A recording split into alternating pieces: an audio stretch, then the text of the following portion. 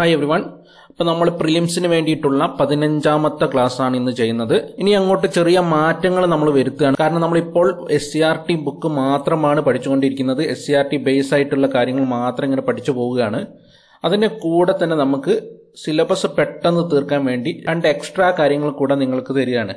Okay, അതായത് 3 ടാസ്കുകളാണ് നിങ്ങൾക്ക് ഉണ്ടാവുക. ആദ്യത്തെ ടാസ്ക് എന്ന് പറയുന്നത് SCRT ടാസ്ക് ആണ്. SCRT ടാസ്ക് എന്ന് പറയുന്നത് നമ്മൾ ഡെയിലി ചെയ്യുന്നത് പോലെ തന്നെ SCRT ബേസ് ആയിട്ടുള്ള വീഡിയോ ഇടും. അപ്പോൾ അത് നിങ്ങൾ പഠിക്കുക, അതിൽ വരുന്ന എല്ലാ കാര്യങ്ങളും നിങ്ങൾ പഠിക്കുക. നിങ്ങൾ വെബ്സൈറ്റിൽ പോയിട്ട് അത് പ്രാക്ടീസ് ചെയ്തിട്ട് എല്ലാ ക്വസ്റ്റ്യൻസും പഠിച്ചു വെക്കുക. ഇതാണ് നിങ്ങൾക്ക് ഉള്ള ആദ്യത്തെ ജോലി എന്ന് പറയുന്നത്. രണ്ടാമത്തെ ടാസ്ക് എന്ന് പറയുന്നത് വീക്ക്ലി ടാസ്ക് ആയിട്ടാണ് തരുന്നത്. അതായത് ഒരാഴ്ചത്തേക്ക് നിങ്ങൾക്ക് പഠിക്കാനുള്ള കാര്യം തരും. അതായത് ഒരാഴ്ചത്തേക്ക് ഒരു 100 അല്ലെങ്കിൽ 200 ക്വസ്റ്റ്യനും ആൻസറും തരും. ആ ക്വസ്റ്റ്യൻ ആൻസർ നിങ്ങൾ ഒരാഴ്ചന്റെ ഉള്ളിൽ പഠിച്ചെടുക്കുക. എന്നിട്ട് ഒരാഴ്ച കഴിഞ്ഞിട്ട് നിങ്ങൾക്കൊരു ടെസ്റ്റ് നടത്തും. ആ പഠിക്കാൻ തന്നതിൽ നിന്ന് നിങ്ങൾക്കൊരു ടെസ്റ്റ് നടത്തും. ഓക്കെ, അതാണ് വീക്ക്ലി ടാസ്ക് എന്ന് പറയുന്നത്. അതുപോലെ തന്നെ മൂന്നാമത്തെ ഒരു ടാസ്ക് എന്ന് പറയുന്നത് വീഡിയോ ടാസ്ക് ആണ്. ഓക്കെ, അതായത് ഞാൻ നിങ്ങൾക്കൊരു വീഡിയോ പഠിക്കാൻ വേണ്ടി തരും. ആ വീഡിയോ നിങ്ങൾ പഠിക്കുക. ആ വീഡിയോ പഠിച്ചത് ഡെയിലി നിങ്ങൾക്ക് ഓരോ വീഡിയോ തരും. അതിന്റെ എക്സാം നെക്സ്റ്റ് ഡേ നടത്തും. ഇങ്ങനെയാണ് ഇനി അങ്ങോട്ട് ചെയ്യാൻ തീരുമാനിച്ചിരിക്കുന്നത്. കാരണം SCRT മാത്രം നമ്മൾ പഠിച്ചു പോയാൽ ടൈം ഒരുപാട് എടുക്കും. നമുക്ക് ഈ മാസം തന്നെ ഇന്ത്യ കേരള കോൺസ്റ്റിറ്റ്യൂഷൻ ഇത് തീർക്കണം. അടുത്ത മാസം മുതൽ നമുക്ക് സയൻസ് തുടങ്ങണം. അതുകൊണ്ടാണ് കുറച്ച് സ്പീഡാക്കുന്നത്. ഈ മാസം കൊണ്ട് തന്നെ നമുക്ക് എല്ലാ കാര്യങ്ങളും പഠിച്ചു തീരാണ്ട്. ഓക്കെ, അപ്പോൾ 3 ടാസ്കുകളാണ് നിങ്ങൾക്കുള്ളത്. അതിൽ SCRT ടാസ്ക്, വീഡിയോ ടാസ്ക്, ഇത് രണ്ടും നിങ്ങൾക്ക് ഡെയിലി ചെയ്യാനുള്ളതാണ്. വീക്ക്ലി ടാസ്ക് എന്ന് പറയുന്നത് നിങ്ങൾക്ക് ഒരാഴ്ചത്തേക്ക് പഠിക്കാനുള്ള കാര്യമാണ് തരിക. എന്നിട്ട് ഒരാഴ്ച കഴിഞ്ഞിട്ടാണ് അതിന്റെ എക്സാം നടത്തുന്നത്. അപ്പം നാളത്തേക്ക് പഠിക്കാനുള്ള വീഡിയോ ടാസ്ക് ഏതാണെന്ന് വെച്ചാൽ ഇന്ത്യൻ ജോഗ്രഫി എന്ന് പറയുന്ന ഒരു പ്ലേലിസ്റ്റ് ഉണ്ട്. നമ്മുടെ ചാനലിൽ ഇന്ത്യൻ ജോഗ്രഫി എന്ന് പറയുന്ന ഒരു പ്ലേലിസ്റ്റ് ഉണ്ട്. അതിൽ പാർട്ട് 1 വീഡിയോ ആണ് നിങ്ങൾ ചെയ്യേണ്ടത്. ഓക്കെ, അതിന്റെ ലിങ്ക് ഞാൻ താഴെ കൊടുക്കാം, ഡിസ്ക്രിപ്ഷനിൽ കൊടുക്കാം. ആ വീഡിയോയുടെ ലിങ്ക് കൊടുക്കാം. ആ വീഡിയോ ആണ് നിങ്ങൾ നാളത്തേക്ക് പഠിക്കേണ്ടത്.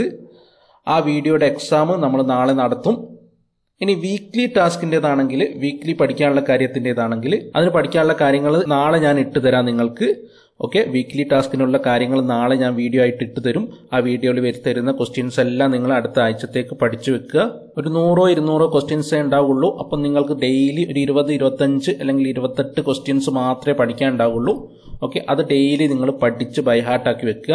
അപ്പൊ നമുക്ക് ഇന്നത്തെ SCRT ക്ലാസ്സിലേക്ക് പോകാം. ഇന്നത്തെ ഫസ്റ്റ് ക്വസ്റ്റ്യൻ നോക്കാം. ഗുരുവായൂർ സത്യാഗ്രഹ നടന്ന വർഷം.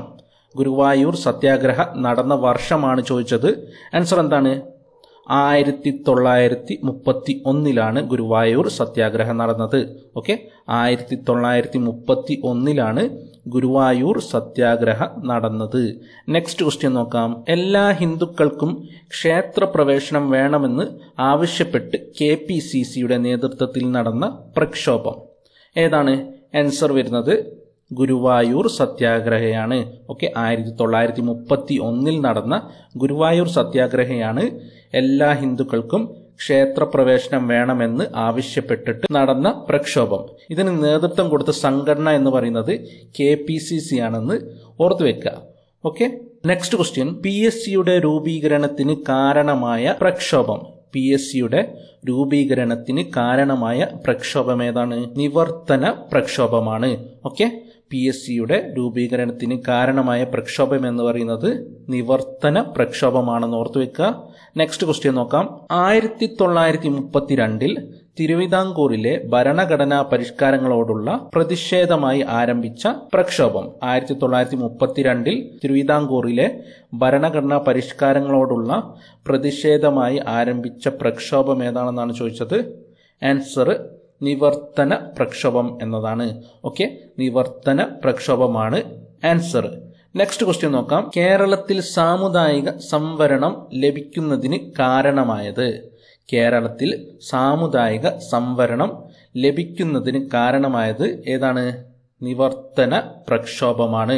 ഓക്കെ, കേരളത്തിൽ സാമുദായിക സംവരണം ലഭിക്കുന്നതിന് കാരണമായ പ്രക്ഷോഭം എന്ന് പറയുന്നത് നിവർത്തന പ്രക്ഷോഭമാണ്. Next question. ഗുരുവായൂർ സത്യാഗ്രഹത്തിന് നേതൃത്വം നൽകിയത് ആര് എന്നാണ് ചോദിച്ചത്.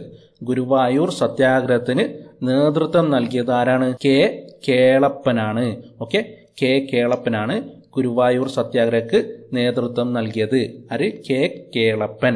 നെക്സ്റ്റ് ക്വസ്റ്റ്യൻ, ഗുരുവായൂർ സത്യാഗ്രഹത്തിന്റെ വോളണ്ടിയർ ക്യാപ്റ്റൻ ആയിരുന്നത് ആര്? ഗുരുവായൂർ സത്യാഗ്രഹത്തിന്റെ വോളണ്ടിയർ ക്യാപ്റ്റൻ ആരായിരുന്നു? എ കെ ഗോപാലനാണ്. ഓക്കെ, ഗുരുവായൂർ സത്യാഗ്രഹത്തിന് നേതൃത്വം കൊടുത്തത് കെ കേളപ്പൻ. വോളണ്ടിയർ ക്യാപ്റ്റൻ എന്ന് പറയുന്നത് എ കെ ഗോപാലനായിരുന്നു എന്ന് ഓർത്തു വെക്കുക. നെക്സ്റ്റ് ക്വസ്റ്റ്യൻ നോക്കാം. ഗുരുവായൂർ ക്ഷേത്രമണിയടിച്ച ആദ്യത്തെ നമ്പൂതിരി ബ്രാഹ്മണൻ അല്ലാത്ത വ്യക്തി. ആദ്യത്തെ നമ്പൂതിരി ബ്രാഹ്മണൻ അല്ലാത്ത വ്യക്തിയാണ് ചോദിച്ചത്. ആൻസർ എന്താണ്? പി കൃഷ്ണപിള്ള എന്നതാണ്. ഓക്കെ, ഗുരുവായൂർ ക്ഷേത്രമണിയടിച്ച ആദ്യത്തെ നമ്പൂതിരി ബ്രാഹ്മണൻ അല്ലാത്ത വ്യക്തി ആരാണെന്ന് ചോദിച്ചാൽ പി കൃഷ്ണപിള്ള എന്ന് ഓർത്തു വെക്കുക. ഗുരുവായൂർ ക്ഷേത്രം എല്ലാ ഹിന്ദുക്കൾക്കുമായി തുറന്നു കൊടുക്കണമെന്ന് ക്ഷേത്ര ട്രസ്റ്റിയായിരുന്ന സാമൂതിരിയോട് അഭ്യർത്ഥിച്ചത് ആര്? ഗുരുവായൂർ ക്ഷേത്രം എല്ലാ ഹിന്ദുക്കൾക്കുമായി തുറന്നു കൊടുക്കണമെന്ന് ക്ഷേത്ര ട്രസ്റ്റിയായിരുന്ന സാമൂതിരിയോട് അഭ്യർത്ഥിച്ചത് ആര് എന്നാണ് ചോദിച്ചത്? ഗാന്ധിജിയാണ്. ഓക്കെ, ഗാന്ധിജിയാണ് സാമൂതിരിയോട് അഭ്യർത്ഥിച്ചത് എന്ന് ഓർത്തു വെക്കുക. നെക്സ്റ്റ് ക്വസ്റ്റ്യൻ, ശുചീന്ദ്രം സത്യാഗ്രഹത്തിന് നേതൃത്വം നൽകിയത് ആര്? ശുചീന്ദ്രം സത്യാഗ്രഹത്തിന് നേതൃത്വം നൽകിയത് ആര് എന്നാണ് ചോദിച്ചത്. ആൻസർ എം ഇ നായിഡു എന്നതാണ്. ഓക്കെ, എം ഇ നായിഡു ആണ് ശുചീന്ദ്രം സത്യാഗ്രഹത്തിന് നേതൃത്വം നൽകിയത്. ആര്? M E Naidu. നെക്സ്റ്റ്, കോട്ടാറിൽ നിന്നും തിരുവനന്തപുരത്തേക്ക് സവർണ ജാഥ നയിച്ചത് ആര്? കോട്ടാറിൽ നിന്നും തിരുവനന്തപുരത്തേക്ക് സവർണ ജാഥ നയിച്ചത് ആര് എന്നാണ് ചോദിച്ചത്. ആൻസർ എം ഇ നായിഡു തന്നെയാണ്. ഓക്കെ, എം ഇ നായിഡു ആണ് കോട്ടാറിൽ നിന്നും തിരുവനന്തപുരത്തേക്ക് സവർണ ജാഥ നയിച്ചത്. അടുത്ത ക്വസ്റ്റ്യൻ, മലബാറിലെ ക്ഷേത്രങ്ങളിൽ പ്രവേശനം അനുവദിച്ച് മദിരാശി ക്ഷേത്ര പ്രവേശന നിയമം നിലവിൽ വന്നത് ഏത് വർഷമാണെന്നാണ് ചോദിച്ചത്. മദിരാശി ക്ഷേത്ര പ്രവേശന നിയമം നിലവിൽ വന്നത് 1947. ഓക്കെ, 1947 മദിരാശി ക്ഷേത്ര പ്രവേശന നിയമം നിലവിൽ വന്നത്. മലബാറിലെ ക്ഷേത്രങ്ങളിലേക്ക് പ്രവേശനം അനുവദിച്ചത് മദിരാശി ക്ഷേത്ര പ്രവേശന നിയമമാണ് എന്ന് ഓർത്തു വെക്കുക. നെക്സ്റ്റ് ക്വസ്റ്റ്യൻ നോക്കാം. നിവർത്തനം എന്ന വാക്കിന്റെ ഉപജ്ഞാതാവ് ആര് എന്നാണ് ചോദിച്ചത്. നിവർത്തനം എന്ന വാക്കിന്റെ ഉപജ്ഞാതാവ് ആര് എന്നാണ് ചോദിച്ചത്. ആൻസർ വരുന്നത് എ സി ചാക്കോ ആണ്. ഓക്കെ, എ സി ചാക്കോ ആണ് നിവർത്തനം എന്ന വാക്കിന്റെ ഉപജ്ഞാതാവ്. Okay, A C Chacko. Next question, നിവർത്തന പ്രക്ഷോഭവുമായി ബന്ധപ്പെട്ട് കോഴഞ്ചേരി പ്രസംഗം നടത്തിയത് ആര്? കോഴഞ്ചേരി പ്രസംഗം നടത്തിയത് സി കേശവനാണ്. ഓക്കെ, സി കേശവനാണ് നിവർത്തന പ്രക്ഷോഭവുമായി ബന്ധപ്പെട്ട് കോഴഞ്ചേരി പ്രസംഗം നടത്തിയത്. സി കേശവൻ. നെക്സ്റ്റ് ക്വസ്റ്റ്യൻ, നിവർത്തന പ്രക്ഷോഭത്തിന്റെ മുഖപത്രമായി അറിയപ്പെടുന്നത്. നിവർത്തന പ്രക്ഷോഭത്തിന്റെ മുഖപത്രമായി അറിയപ്പെടുന്നത് കേരള കേസരിയാണ്. ഓക്കെ, കേരള കേസരിയാണ് നിവർത്തന പ്രക്ഷോഭത്തിന്റെ മുഖപത്രമായിട്ട് അറിയപ്പെടുന്നത്. കേരള കേസരി. നെക്സ്റ്റ് ക്വസ്റ്റ്യൻ, വട്ടമേശ സമ്മേളനങ്ങൾ നടന്ന സ്ഥലമാണ് ചോദിച്ചത്. എവിടെയാണ് വട്ടമേശ സമ്മേളനങ്ങൾ നടന്നത് എന്നാണ് ചോദിച്ചത്. ലണ്ടനിലാണ് നടന്നത്. ഓക്കെ, വട്ടമേശ സമ്മേളനങ്ങൾ നടന്നത് ലണ്ടനിലാണെന്ന് ഓർത്ത് വെക്കുക. ഒന്നാം വട്ടമേശ സമ്മേളനം നടന്ന വർഷം, ഒന്നാം വട്ടമേശ സമ്മേളനം നടന്നത് 1930. ഓക്കെ, 1930 ഒന്നാം വട്ടമേശ സമ്മേളനം നടന്നത്. നെക്സ്റ്റ്, രണ്ടാം വട്ടമേശ സമ്മേളനം നടന്ന വർഷം, രണ്ടാം വട്ടമേശ സമ്മേളനം നടന്നത് 1931. ഓക്കെ, ഒന്നാം വട്ടമേശ സമ്മേളനം 1930, രണ്ടാം വട്ടമേശ സമ്മേളനം 1931, മൂന്നാം വട്ടമേശ സമ്മേളനം നടന്നത് 1932. ഓക്കെ, അപ്പോൾ 3 വട്ടമേശ സമ്മേളനങ്ങളാണ് നടന്നത് 1930, 31, 32. നെക്സ്റ്റ് ക്വസ്റ്റ്യൻ നോക്കാം. 1931 ഗാന്ധി ഇർവിൻ സന്ധി പ്രകാരം ഗാന്ധിജി, സരോജിനി നായിഡു തുടങ്ങിയവർ പങ്കെടുത്ത വട്ടമേശ സമ്മേളനം. നമ്മൾ ഗാന്ധി ഇർവിൻ സന്ധിയെ കുറിച്ച് കഴിഞ്ഞ ക്ലാസ്സിലും പഠിച്ചിട്ടുണ്ടല്ലേ. 1931 ഗാന്ധി ഇർവിൻ സന്ധി ഉണ്ടായത്. ആ സന്ധി പ്രകാരം ഗാന്ധിജിയും സരോജിനി നായിഡും തുടങ്ങിയവർ പങ്കെടുത്ത വട്ടമേശ സമ്മേളനം അല്ലെങ്കിൽ INC പങ്കെടുത്ത വട്ടമേശ സമ്മേളനം എന്നെല്ലാം ചോദിച്ചാൽ രണ്ടാം വട്ടമേശ സമ്മേളനമാണ്. ഓക്കെ, രണ്ടാം വട്ടമേശ സമ്മേളനത്തിലാണ് ഗാന്ധിജി പങ്കെടുത്തത്, സരോജിനി നായിഡു പങ്കെടുത്തതും. നടന്ന വർഷം ഏതാണ്? 1931.